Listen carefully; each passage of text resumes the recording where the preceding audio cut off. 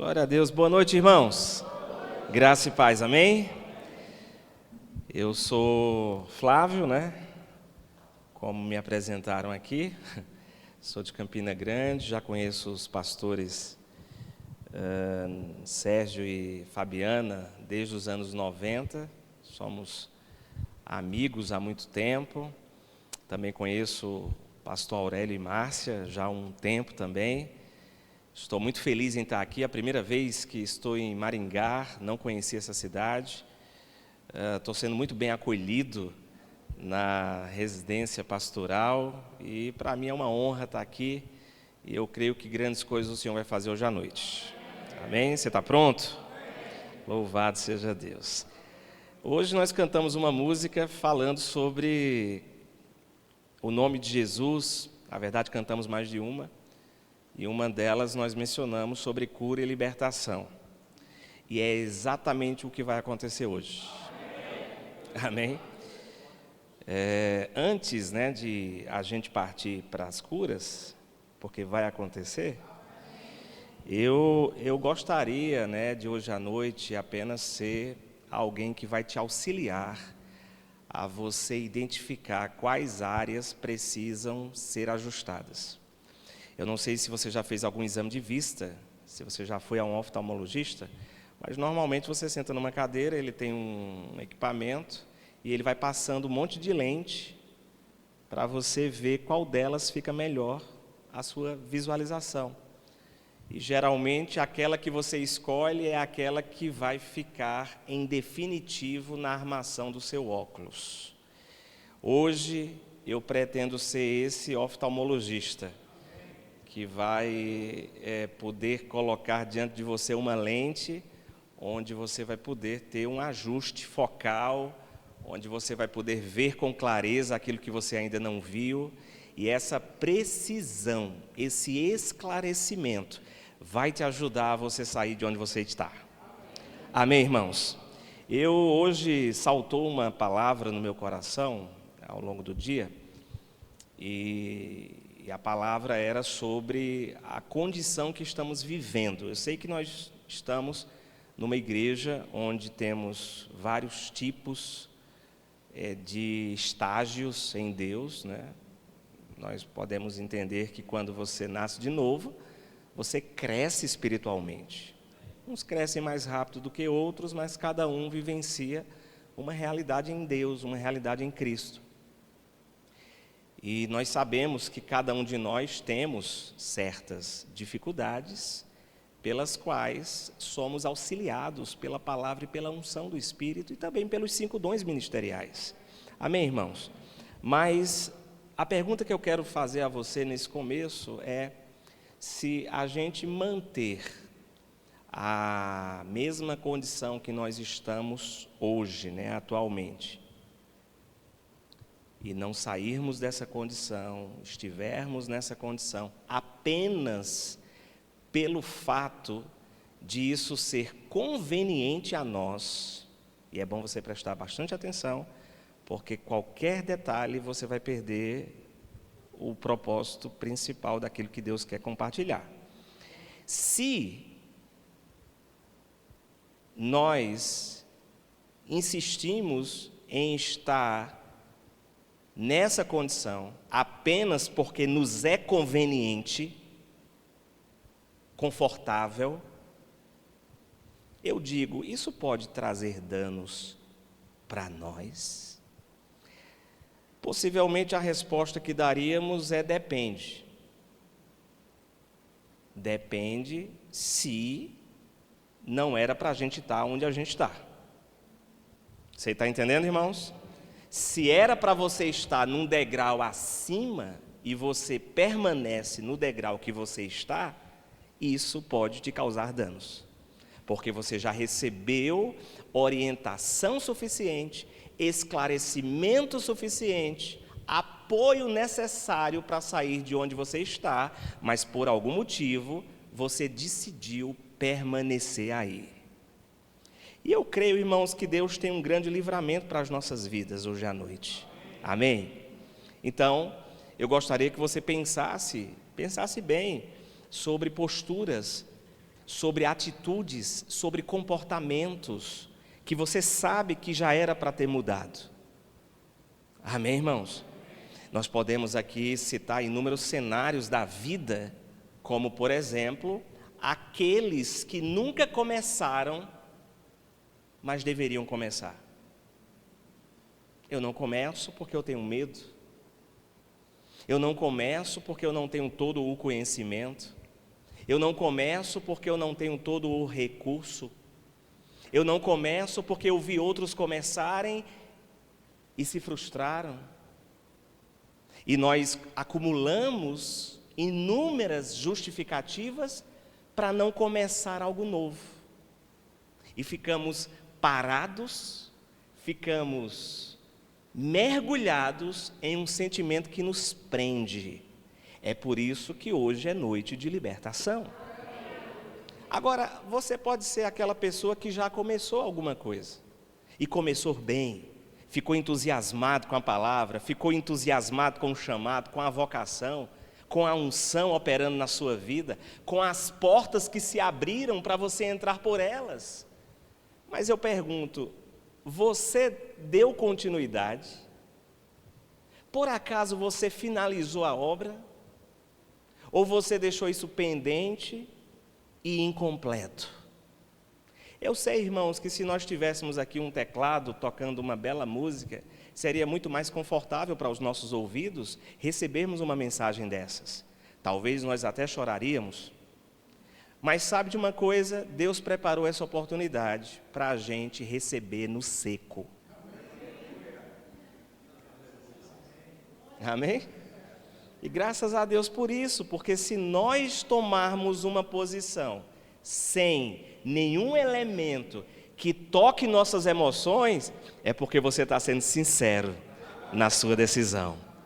Amém, irmãos? Agora, um outro ponto que eu quero trazer ao seu conhecimento, são decisões e caminhos que você por algum motivo decidiu trilhar, e por obstinação, sabendo que não era a visão, sabendo que não era o caminho, sabendo que não era a melhor escolha, você decidiu insistir e está lá até hoje. Eu pergunto, qual é a melhor decisão? A melhor decisão é mudar a rota. Amém, irmãos? Então, trocando em miúdos, hoje à noite nós vamos ter novos começos. Hoje à noite nós vamos ter mudanças de rotas. E alguns que decidirem fazer isso serão libertos e curados de enfermidades pelas quais você ainda não foi. Amém, irmãos? Agora, eu pergunto, e talvez é uma pergunta de todos nós, se eu sei que é para eu estar no andar de cima e eu continuo no andar de baixo, por que é que eu insisto em permanecer aqui? Por que cargas d'água eu não me esforço para sair daqui e ir para um nível maior, fazer algo diferente, ter uma atitude diferente, um posicionamento diferente? Eu pensei e a conclusão que eu tirei foi que só existem duas razões para isso. A primeira razão é que insistimos nos nossos próprios interesses e não estamos nem aí. A gente não está nem aí para a palavra, a gente não está nem aí para o chamado, a gente não está nem aí para a visão, a gente canta que está aí, a gente ora que está aí, mas no fundo, as nossas ações e as nossas escolhas determinam o que está em nosso coração. Essa é uma das alternativas que eu enxerguei que poderia ser a causa, a razão, a circunstância que está nos deixando paralisados. Mas eu pensei numa outra, e eu não sei se você se encaixa numa ou na outra, mas independente de você se encaixar numa ou na outra, o Senhor te alcançou. Amém? A outra é a gente não sair de onde estamos porque estamos esperando Deus. Deus falar, Deus agir, Deus se mover, Deus se manifestar, e por aí vai. E eu quero trazer uma base doutrinária, antes de prosseguirmos, porque talvez, se a nossa espera for frenética, e a gente não fazer nada, porque estamos esperando por Ele, é possível, irmãos, que nunca, jamais cheguemos na plenitude daquilo que Deus espera e daquilo que Deus planejou para as nossas vidas. Amém? Então, eu quero te lembrar de João 3, você não precisa abrir, mas é um texto conhecido, João 3,16. Todos os versículos que a gente vai trazer hoje à noite, você conhece de cor e salteado. João capítulo 3, verso 16, diz que Deus amou ao mundo de tal maneira que deu seu Filho unigênito para que todo aquele que nele crer não pereça, mas tenha a vida eterna. Você sabe muito bem que esse versículo está falando da intenção de Deus, da motivação de Deus, do propósito de Deus, que pode ou não ser resistido, pode ou não ser aceito. Toda ação tem uma reação. Então, Deus amou com um objetivo, porque a expressão contida no versículo 16, para que, é muito clara. Na verdade, o para que dentro da frase, para quem estuda um pouco de gramática, sabe que é uma conjunção, né, subordinativa final. Ela dá a ideia de propósito. Então, obviamente, Deus amou o mundo, deu Jesus Cristo com um propósito. E qual o propósito? Alguém cresce, para que tivesse a vida eterna. Diga comigo, alguém cresce, para que tivesse a vida eterna. Agora, se alguém não crê, tem vida eterna? Não tem. Quando a gente vai lá nos evangelhos e lembra Jesus recrutando pessoas para o seu ministério, a gente percebe Jesus lidando com os discípulos e chegando a um deles diz, olha, venha, me siga, porque eu vou te fazer pescador de homens. Agora é interessante, irmãos, que nós temos exemplos no Novo Testamento de homens que decidiram ser rápidos para largar as redes, para parar o que estava fazendo e imediatamente responder a um chamamento, porque quem chama tem expectativa. Amém? Agora, a pergunta é, o que seria daquele jovem rico se ele não tivesse a mesma atitude, ou se ele tivesse a mesma atitude que os outros discípulos tiveram? Porque eu não sei se você lembra, o jovem rico chegou para Jesus entusiasmado, empolgado. E se nós trouxéssemos para os dias de hoje, nós diríamos, Senhor, me usa, estou disponível para Ti, eu Te amo mais que tudo, aleluia. Envia-me a mim, eu sou todo Teu, tudo que eu tenho é Teu. Mas na hora que o Senhor, pela sua onisciência, pela sua onipresença, Ele consegue levantar placas onde a gente identifica áreas que precisam ser ajustadas e nós insistimos em fazer de conta que não é conosco. Eu digo, irmãos, estamos defraudando o chamamento e o propósito de Deus sobre nossas vidas. E esse jovem rico, ele chegou animado, mas a Bíblia diz que ele saiu triste. E a proposta de Jesus para o jovem rico foi, olha, vai, vende tudo E depois o quê? Me siga. Era a mesma proposta que Jesus trouxe para os pescadores. Deixa tudo e me segue. Amém, irmãos? Você está entendendo alguma coisa até agora? Aleluia. Então, se aqueles discípulos não seguissem, eles não se tornariam pescadores. E é importante a gente trazer o óbvio aqui, hoje à noite. Porque muitas vezes, irmãos, ou pela fragilidade doutrinária, ou pela falta de conhecimento, ou porque algum dia a religião implantou dentro de nós conceitos errados, a gente espera muito em Deus, para Deus fazer coisas, para Deus realizar coisas. Quando, na verdade, na maioria das vezes, Deus está esperando por nós. Amém, irmãos? Eu quero abrir um texto com você. 1 Samuel, capítulo 3. Aleluia. 1 Samuel, capítulo 3, aqui você já conhece essa história. Deus falou com Samuel 3 vezes. A primeira, ele não reconheceu que era Deus. A segunda, ele não reconheceu que era Deus. A terceira, ele também não reconheceu que era Deus.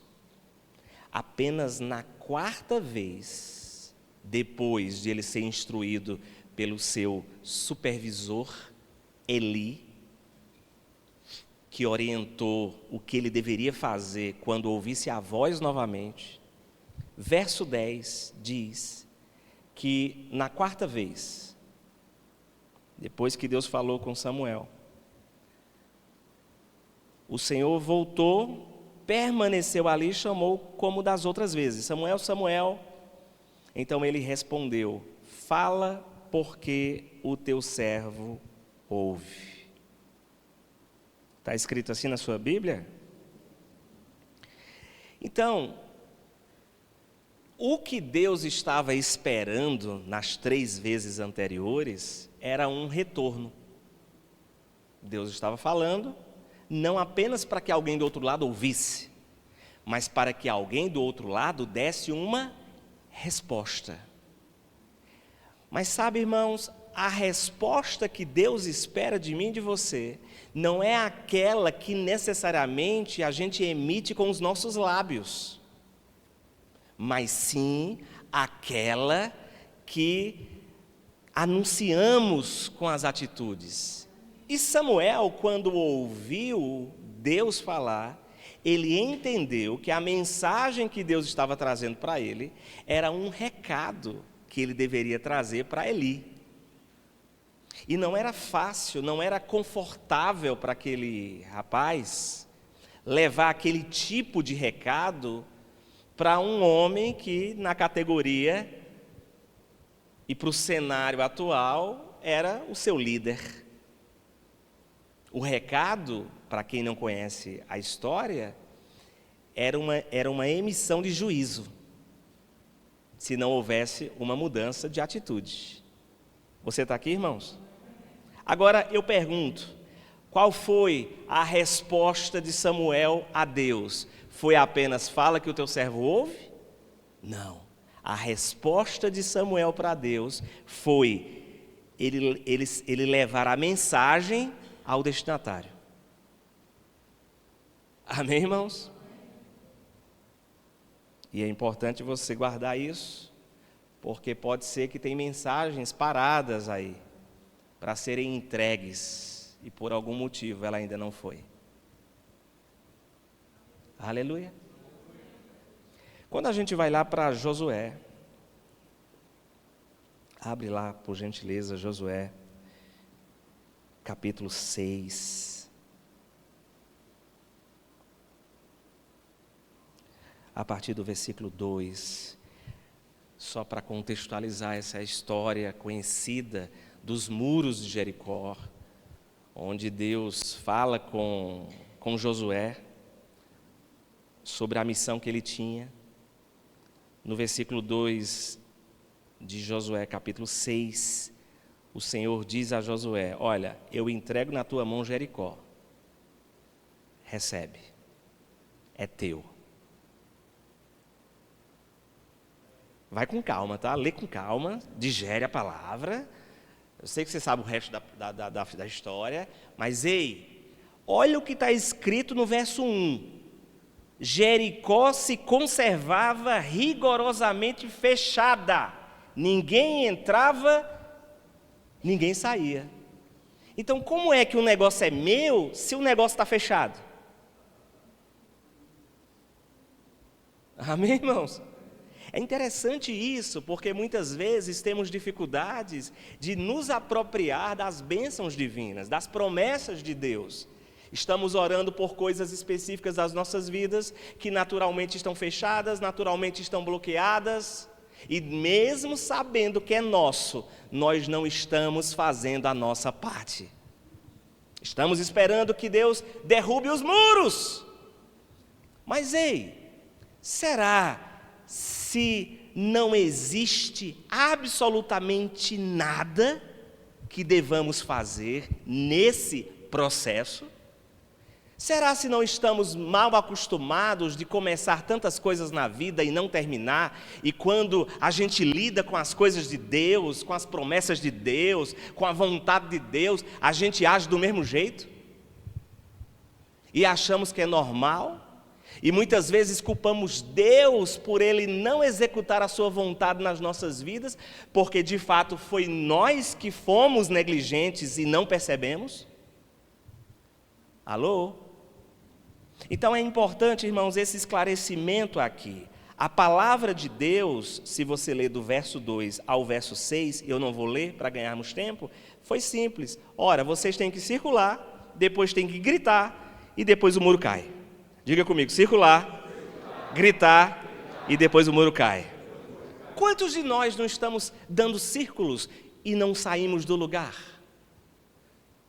Ou porque não temos conhecimento do que fazer, ou porque já sabemos o que fazer, mas por algum motivo estamos presos a uma indisposição de gritar. Irmãos, gritar aqui simboliza posicionamento, simboliza decisão. Não adianta você guardar a fé dentro de você, ela tem que ser externalizada, ela tem que ser vista, ela tem que ser demonstrada. E não é para as pessoas, irmãos, não é para os seus parentes, não é para os seus pastores, não, é para você mesmo. Aleluia. Mas o papel de Josué nessa história aqui, depois de ouvir Deus, ele tinha que dar uma resposta. Ei, mas lembra que a resposta não é aquela que a gente verbaliza para Deus. É a ação que Deus espera depois que Ele fala conosco. E a Bíblia diz aqui, olha, eu entrego na tua mão, vocês rodearão a cidade. Então Deus pluraliza, Deus não individualiza o processo. Ele diz, vocês vão rodear a cidade. O que é que acontece no verso 7?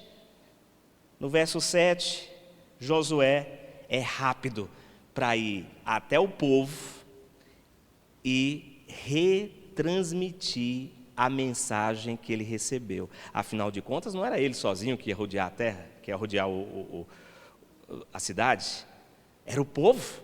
Então o povo precisava ser instruído. Amém, irmãos? Então Josué fez o papel dele. Ele deu respostas para Deus, fazendo o quê? Indo para o povo e dando a instrução. O povo, por sua vez, deu respostas. E qual foi a resposta do povo? Vamos ler o versículo 5 para entender.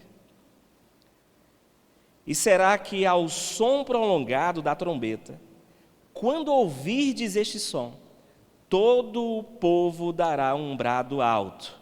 Então o muro da cidade cairá rente ao chão e o povo avançará, cada um para um lugar que estiver à sua frente. Então Josué, filho de Num, chamou os sacerdotes e lhe disse: levai a carga da aliança, e 7 sacerdotes levarão 7 trombetas de chifre de carneiro adiante da arca do Senhor. E disse ao povo: prossegui e rodeai a cidade.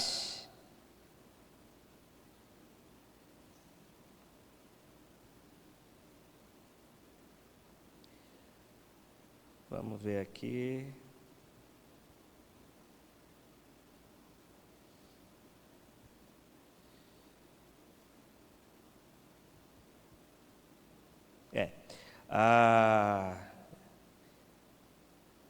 Tem um versículo aqui, se alguém achar primeiro do que eu, onde Josué, ele fala para esperar, ele dá o comando. Qual o versículo?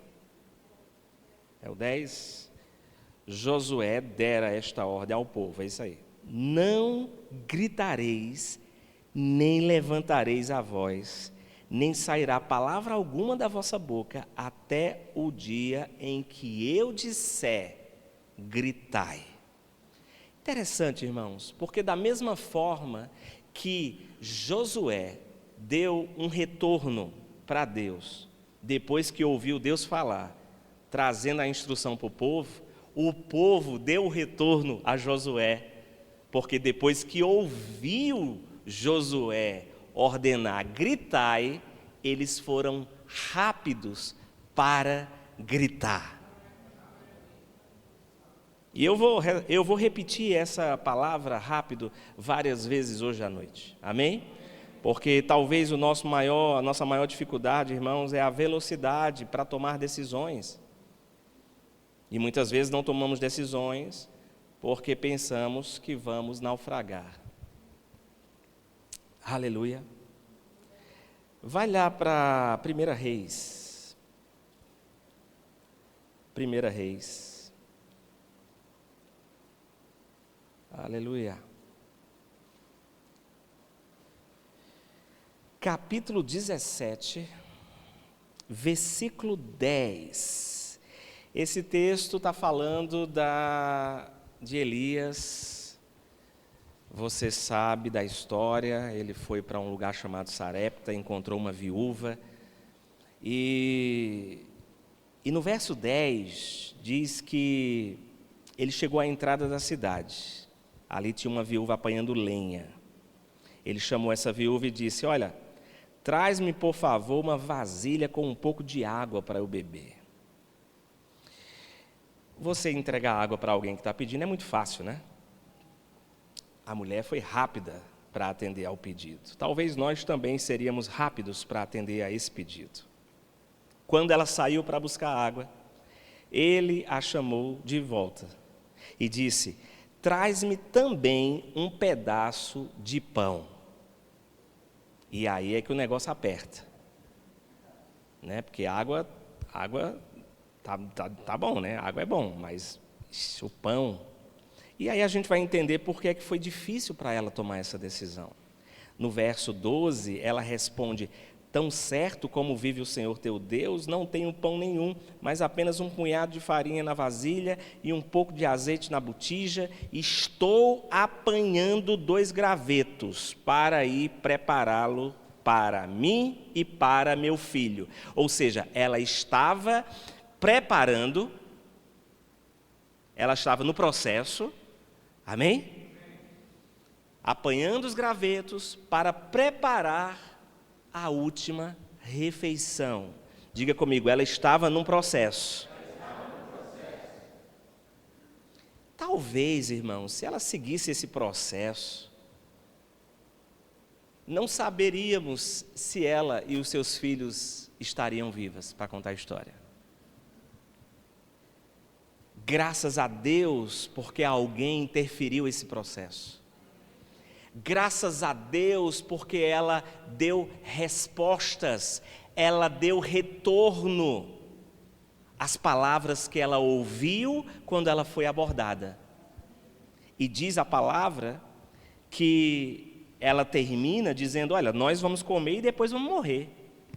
No verso 13, Elias disse: não temas, faz como dissestes, Guarda essa expressão, irmãos, faz como dissestes. Ou seja, aquilo que ela estava fazendo, ela iria continuar fazendo.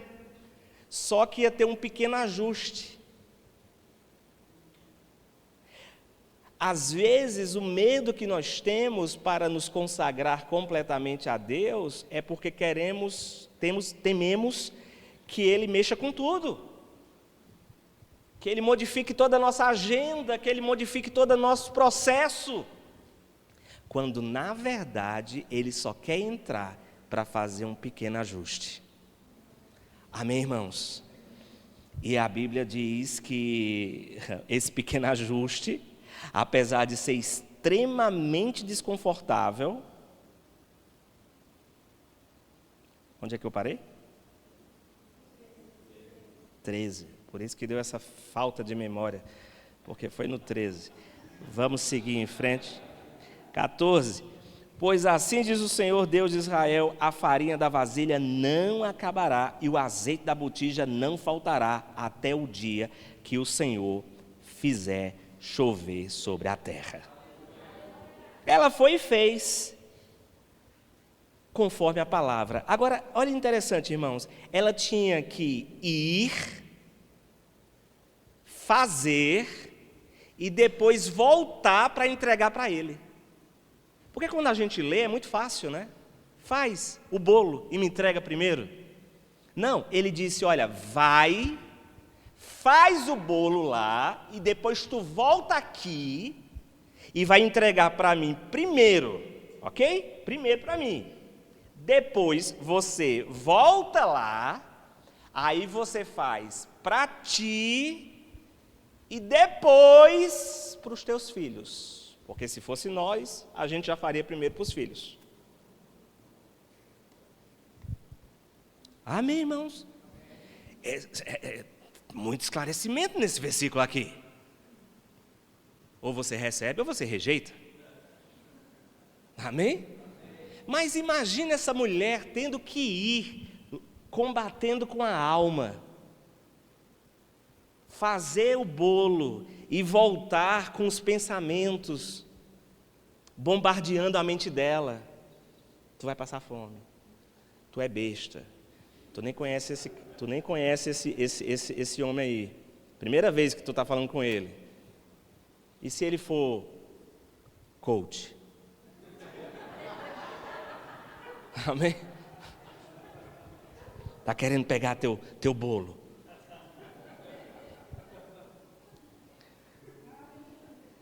Irmãos, o resultado final é simples. A provisão foi prolongada. Porque alguém decidiu dar crédito ao que ouviu. Você está pronto para isso?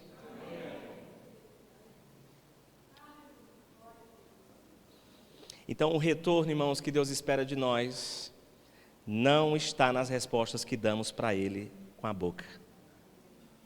Porque nós falamos, eu vou, Senhor, mas não vamos. Eu darei, Senhor, eu darei, Senhor, mas não damos. Eu vou começar, eu começo, mas você adia. E para você talvez isso é muito normal e comum, mas para aquele que te chamou para algo muito maior, Ele espera que nas pequenas coisas você seja treinado e aperfeiçoado. Amém, irmãos? Louvado seja Deus. Eu quero lembrar você, e eu vou começar a encerrar para a gente ir para outra fase aqui do negócio.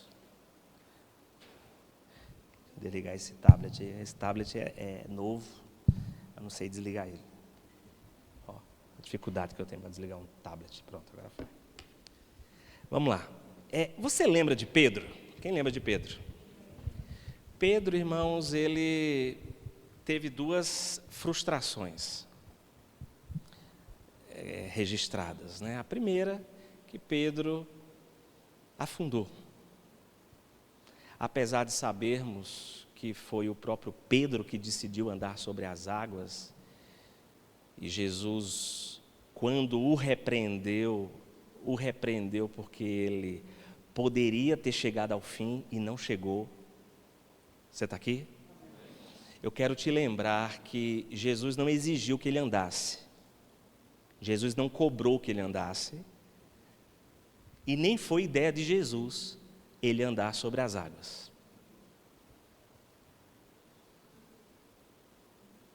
Mas ele,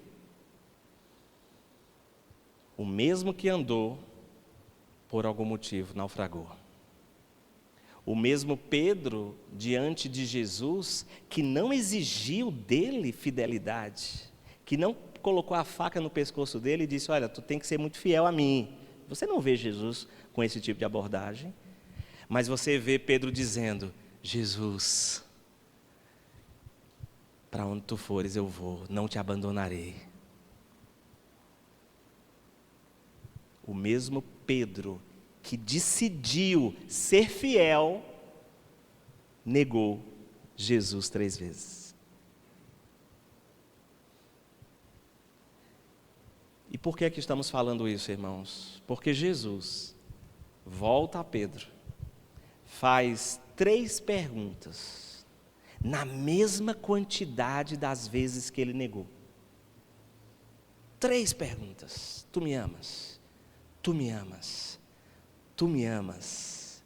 E mesmo com um passado incerto, mesmo com um passado com falhas, Jesus confiou a ele altas responsabilidades.